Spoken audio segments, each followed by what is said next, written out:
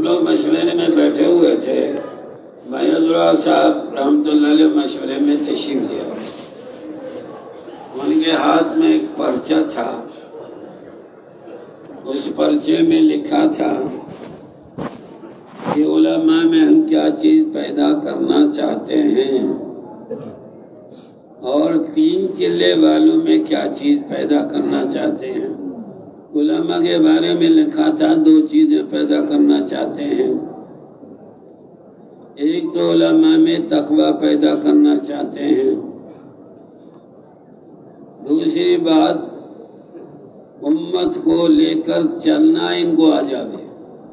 2 باتیں، تقوی پیدا کرنا چاہتے ہیں اور دوسری بات امت کو لے کر چلنا آ جائے۔ 3 چلے والوں میں کیا پیدا کرنا چاہتے ہیں کہ ان کو اللہ کے اوپر جان دینا آ جاوے، یعنی اللہ کے احکامات پر جان دینا آ جائے۔ صدیقی مزاج 3 چلے والوں کا پیدا ہو جائے۔ حضرت ابوبکر صدیق رضی اللہ عنہ کے زمانے میں حضور کے انتقال کے فوراً بعد لوگوں نے زکوٰۃ دینے کا انکار کیا، تو اللہ کا ایک حکم کہ ہم ادا نہیں کریں گے، زکوٰۃ نہیں دیں گے۔ اس پر حضرت ابوبکر صدیق رضی اللہ عنہ نے فرمایا، اللہ نے نماز اور زکوٰۃ دونوں کا حکم اکٹھے دیا ہے، اقیموا الصلاۃ وآتوا الزکاۃ، نماز قائم کرو اور زکوٰۃ ادا کرو۔ کہ اللہ نے فرق نہیں کیا تو یہ کیسا مسلمان ہے کہ زکوٰۃ ادا نہیں کریں گے؟ تو فرمایا اینقص الدین وانا حی، دین میں نقصان آ جائے اور میں زندہ رہوں، اللہ کے احکام مات ٹوٹ جائیں، ہم زندہ رہیں۔ صدیق یہ مزاج ہے کہ جان تو جا سکتی ہے لیکن اللہ کا حکم نہیں جا سکتا۔ خلیفہ میں اور حاکم میں فرق یہ ہے کہ خلیفہ کہتا ہے کہ اللہ کا حکم نہ جائے، چاہے حکومت چلی جائے، ان کے نزدیک اللہ کے حکم کی اہمیت حکومت سے زیادہ ہوتی ہے۔ اور حاکم کیا کہتا ہے کہ حکومت ہاتھ سے نہ جائے، چاہے حکم چلا جائے، اس کے نزدیک حکومت کی اہمیت ہوتی ہے، اللہ کے حکم کی وہ اہمیت نہیں ہوتی۔ امیر کیسے کہتے ہیں کہ جو حکم کے ساتھ چمٹا ہوا ہو، حکم کو پورا کرنے کے ساتھ ساتھ دوسروں کو احکامات پر لاتا ہے، یہ امیر ہے۔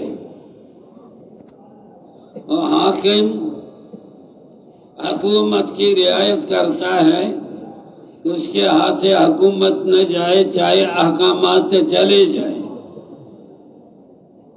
تو حاکم کے دل میں حکم کی، اللہ کے حکم کی وہ عظمت نہیں ہوتی، امیر کے دل میں، خلیفہ کے دل میں اہمیت ہوتی ہے۔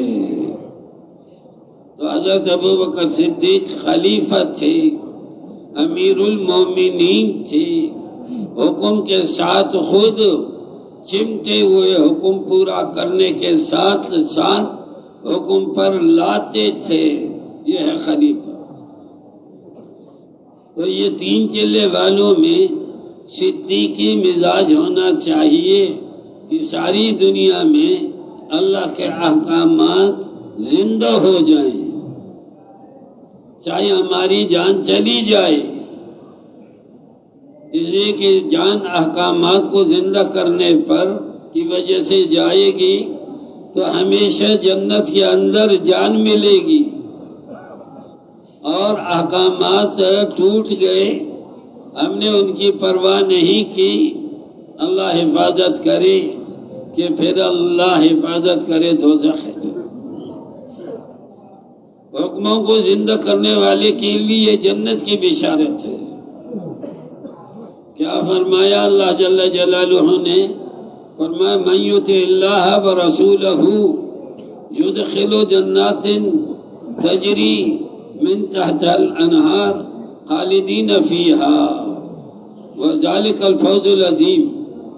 فرمایا جو اللہ کی اطاعت کرے، اللہ کے رسول کی اطاعت کرے، جو اللہ کے حکموں کو پورا کرے، جو حضور کی سنتوں کو پورا کرے، من یطع اللہ ورسولہ یدخل جنات، فرمایا ایسوں کو میں داخل کروں گا باغات میں۔ جنت کسے کہتے ہیں؟ باغات میں داخل کروں گا۔ یدخل جنات تجری من تحت الانہار، ان باغات کے نیچے نہریں بہتی ہیں۔ جنت ملے گی اطاعت پر، اور نافرمانی پر کیا فرمایا؟ وَمَن يَعْصِ اللَّهَ وَرَسُولَهُ وَيَتَعَدَّ حُدُودَهُ يُدْخِلْهُ نَارًا، جو اللہ کی نافرمانی کرے، اللہ کے رسول کی نافرمانی کرے، اللہ کے حکموں کو توڑے، حضور کی سنتوں کو چھوڑے۔ وَمَن يَعْصِ اللَّهَ وَرَسُولَهُ وَيَتَعَدَّ حُدُودَهُ، جن چیزوں کو اللہ نے حرام کیا ہے، حرام کا ارتکاب کرے، سود حرام ہے، شراب حرام ہے، زنا حرام ہے، بد نظری حرام ہے، تصویروں کو دیکھنا حرام ہے، غیبت حرام ہے، جھوٹ بولنا حرام ہے، جو حرام کا ارتکاب کرے۔ وَمَن يَعْصِ اللَّهَ وَرَسُولَهُ وَيَتَعَدَّ حُدُودَهُ،